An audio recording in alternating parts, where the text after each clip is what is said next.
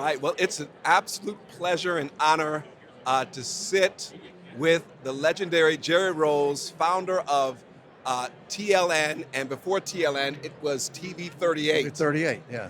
And so I'm a person that was exposed to it as a child because as a child, I saw my father got into television on TV 38 when Yeah. I believe it was very early in the inception of TV 38. Is that right? It was very early. In Oh, fact, it was really at that time when there was still a lot of interest, but not a lot of people thought that TV 38 could be successful. Chicago was not really a market that people thought Christian television would work. But there were some who came along. In fact, Pastor Arthurs was one of those early on, and said, "This is an opportunity. We want to take advantage of it."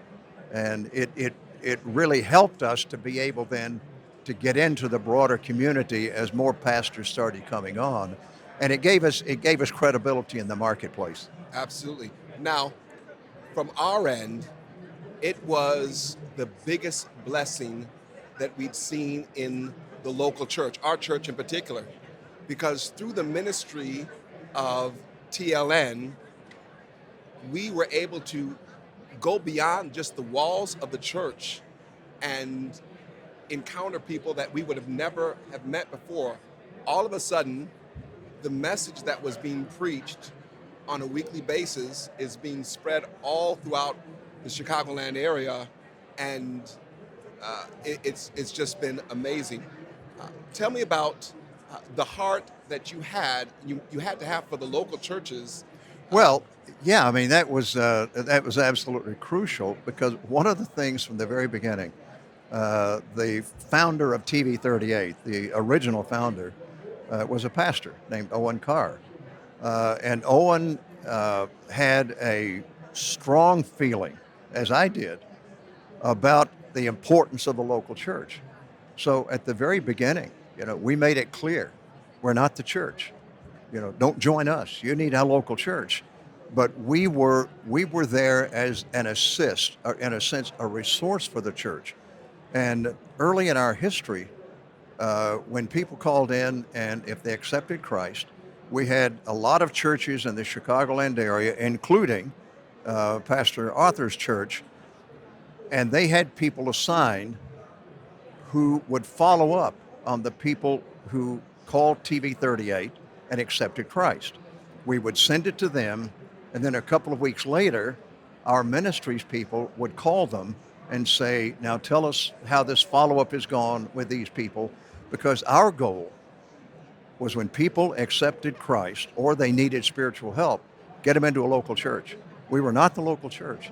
where so many people are just after their own agenda or building their own empire, what you did, it seems unprecedented, you were actually strengthening and you helped to grow our church, providing the platform for us to minister and to bring people in. I think I'm just reminded of the Apostle Paul when he and Silas would go out, they would go out to strengthen the churches. And that's one of the things I see that TLN has done.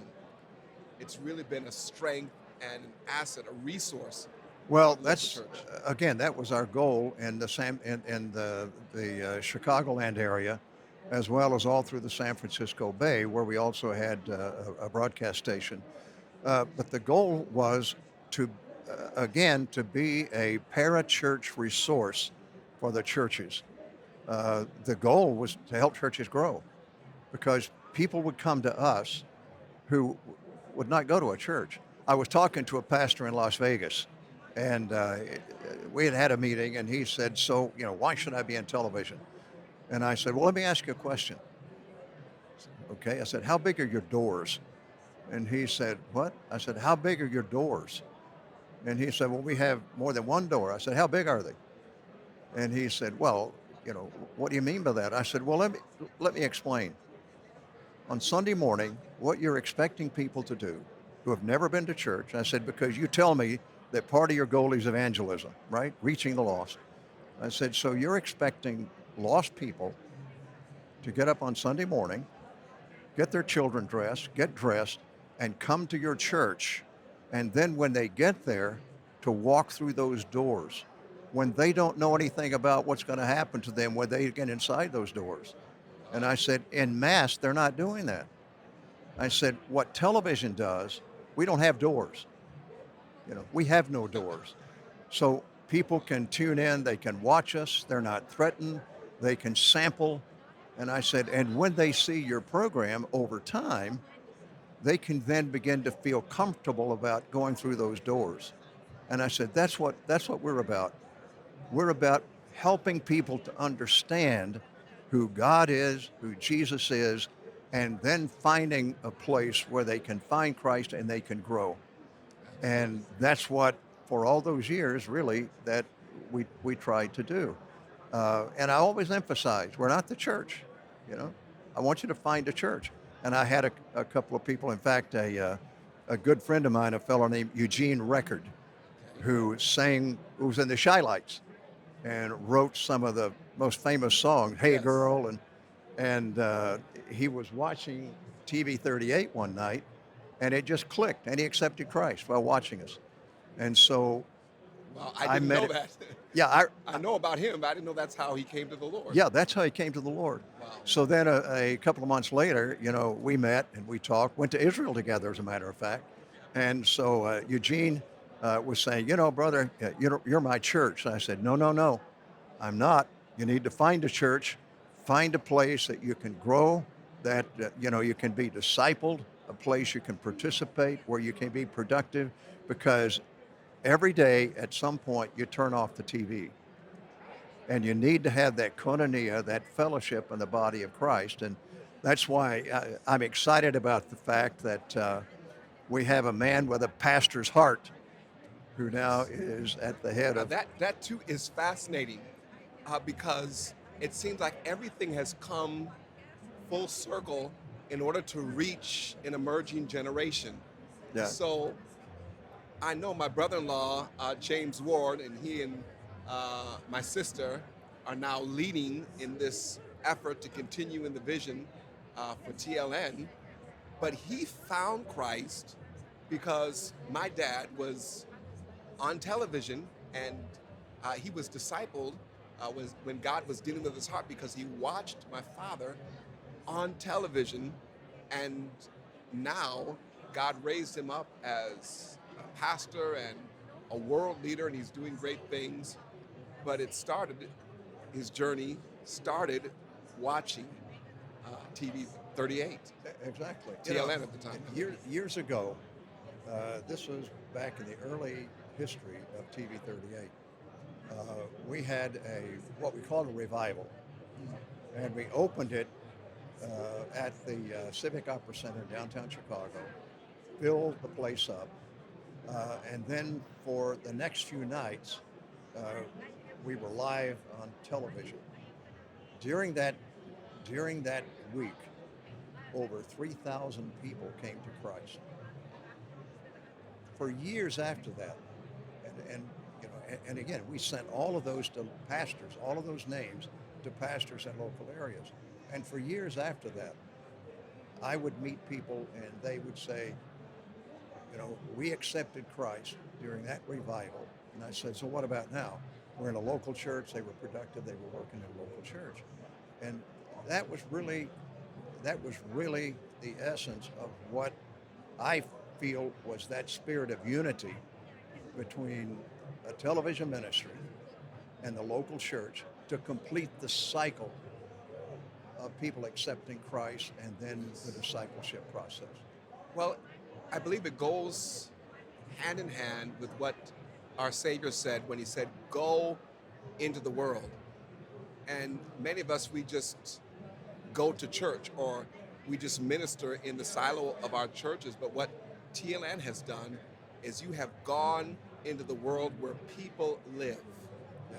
And you've spoken with an understanding of the culture and how to communicate to where people live. And what we see now is that vision is continuing to communicate to an emerging generation right where they live in a way that will spark their interest, but communicate the message of God's love that brings transformation. And so, Well, yeah, it's so exciting.